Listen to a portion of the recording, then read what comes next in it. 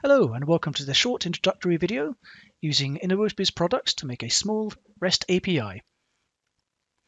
We're going to start with a mapping we made earlier on in development system.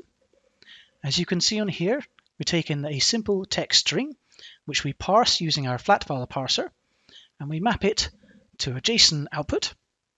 You can see on the left we have AAA, and on the right we have JSON bracketed order and AAA. Having put our mapping through exhaustive testing, as you can see, we are ready to save it as a SEP file, otherwise known as a compiled EDIC program. So we press the Export SEP file button.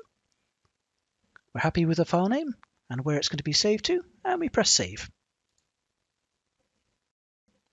We finished developing and saving our mapping, so now we actually want to use it. So the next step we do is to switch to Integration Server Manager, or ISM. In order to keep our workings together, we're going to make a folder for this test called HTTP. So new folder and give it a name.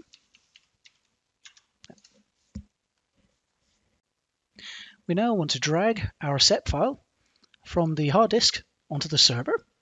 So we find it in using Explorer and drag it into our folder. The next steps we have to do a few things. I'll make an in adapter, out adapter, and integration. We'll start with a new input adapter, an HTTP client, a server. We have a few things to set up here, but not very many. So we're going to go through them fairly quickly.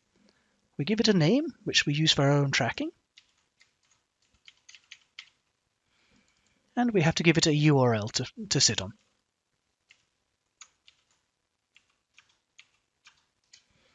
And lastly, this is using HTTP method get.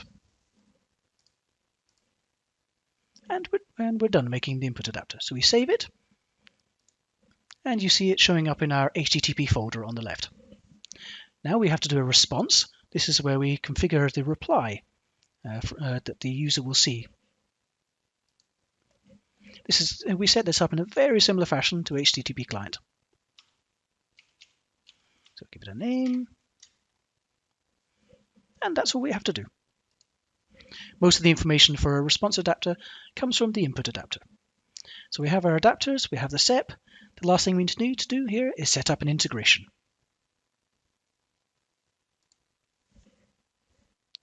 In Integration Server, an integration is what hooks together adapters, conversions, and replies. So we need to give this integration a name.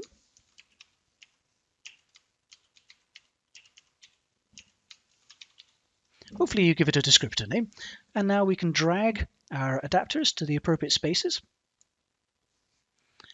Input adapter to input adapter, output adapter to output adapter, and we can drag the SEP to the process file slot. That's all we need to do. There are other options, but we don't need to use them today. Press save, and our integration is running. We've configured our integration, so now we want to test it. We bring up a browser, and here's the URL that we made up, and a parameter that we're going to use to actually test the URL. So all ready to go, we press enter, and you can see the results. It's taken in Ian, the best test name ever, and it's packaged it in JSON for you. That's all we need to do. Our integration is working, our mapping is working, and we're now finished working on our development server. The next thing we want to do is deploy from this test server to our actual production server. So we're going to add another server to Integration Server Manager by loading from a URL. And here's one we connected to earlier. Press connect, and now Integration Server Manager is controlling two different integration servers.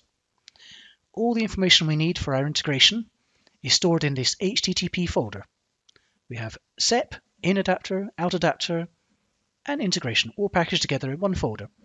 To deploy that to production, all we need to do is drag it with the mouse from our test server to our production server. As you can see, it's copying over definitions and SEPs. Unfortunately, some of that happened off the screen. So now we have all the same settings are working on a different server. There is one small thing we need to change, however, because the HTTP server client is configured to connect to the server it was running on, we need to edit it and change its URL. There, and now we have that set up with the correct URL. We save that and switch to Chrome. We edit our URL to point to the new server and go. And now we are getting a reply from the other server instead. And just to prove it's not the same thing again, we're going to give it a slightly different parameter. And that's it. Today we did a mapping in development system. We transferred it to integration server. We made in adapter and reply adapter. We made an integration and we tested them all on our test server with a browser. Then we deployed them to a second system automatically. And it was all up and running there. All we had to do was change the URL. So thank you very much for watching this demonstration. And we hope to see you another day.